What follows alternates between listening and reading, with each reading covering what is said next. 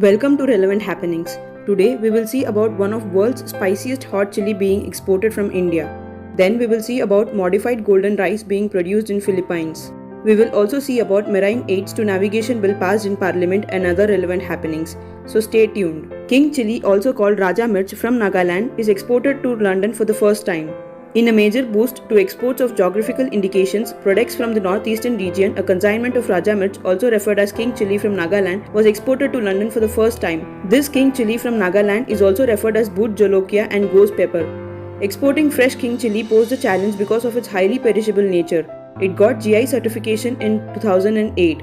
Nagaland's king chili belongs to genus Capsicum of family Solanaceae. This chili has been considered as the world's hottest chili and is constantly on the top 5 in the list of world's hottest chilies based on the SHU, which refers to Scoville Heat Units. Scoville Heat Units, also known as SHU, is simply a measurement of the number of times capsaicin needs to be diluted by sugar water. Capsaicin is a chemical compound that causes a burning sensation in our mouth and on skin. The number of Scoville heat units in a pepper or even hot sauce indicates the amount of capsaicin present. The higher the Scoville rating, the hotter the pepper sauce or the chili would taste.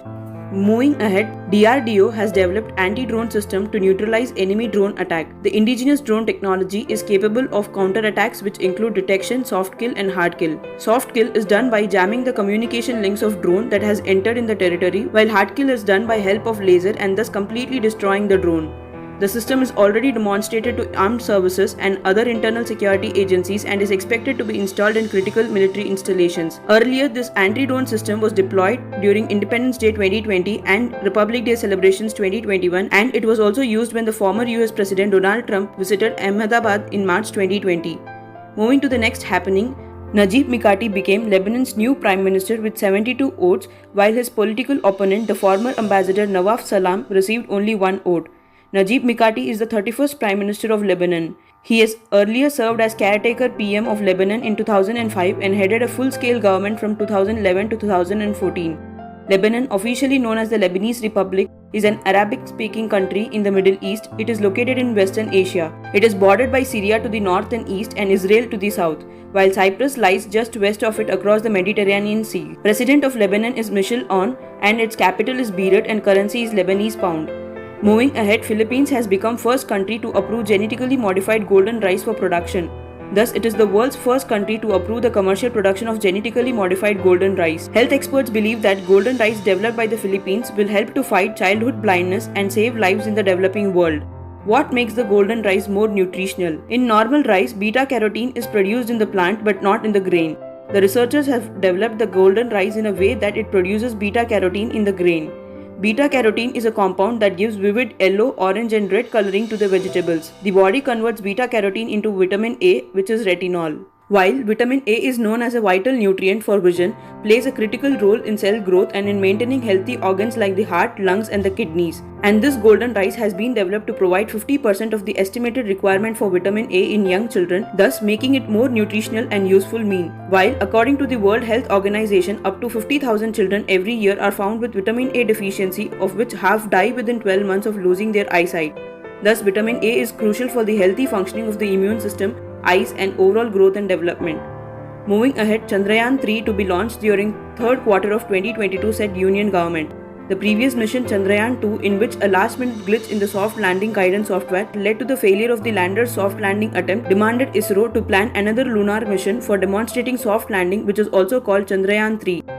This mission will be a repeat of Chandrayaan-2 but will only include a lander and rover and will not have an orbiter, as orbiter was successfully placed into orbit during Chandrayaan-2 mission. Talking about the design, the lander for Chandrayaan-3 will have only 4 throttle-able engines, unlike Vikram on Chandrayaan-2, which had 5 800 newtons engine, with fifth one being centrally mounted with fixed thrust. Additionally, the Chandrayaan-3 lander will also be equipped with a laser Doppler velocimeter, which will help in precise movement and landing of lander and rover.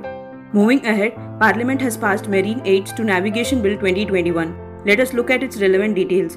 Marine Aids to Navigation Bill 2021 seeks to incorporate best global practices and technological developments across Indian coast, eastern and western. This bill also incorporates India's international obligations in marine aids to navigation field in line with user-friendly framework and promote ease of doing business.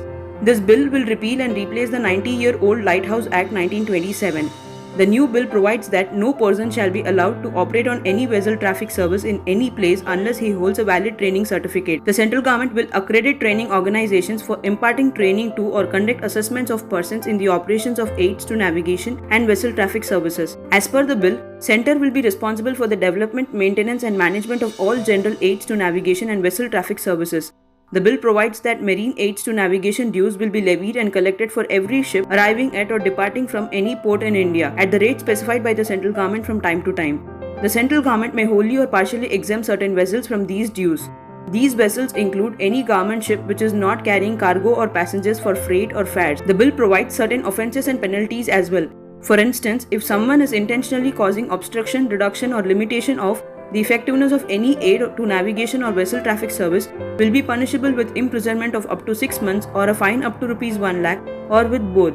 While if someone intentionally causing damage or destruction of any aid to navigation or vessel traffic services will be punishable with imprisonment of up to 1 year or a fine up to Rs 5 lakh or with both. This bill applies to the whole of India including various maritime zones, including territorial waters, continental shelf and exclusive economic zone. So these were the relevant happenings of today. Hope you like the initiative. If you find the video as relevant as the happenings, kindly like, comment, share and subscribe to our channel. Thank you.